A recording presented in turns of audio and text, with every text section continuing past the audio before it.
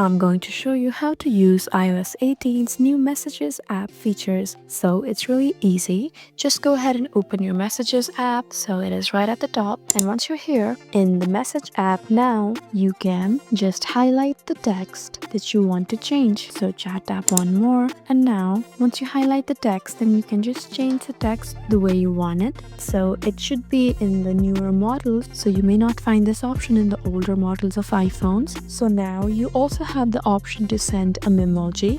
Just look at the lower bar where you can see a plus button. Once you tap here, tap on more again, and now you can see memoji. So now you can send and create your own memoji and use it in messages. You can also schedule text messages. Just go ahead and tap on plus, tap on more again. And once you tap here, you can see the option of send later right here.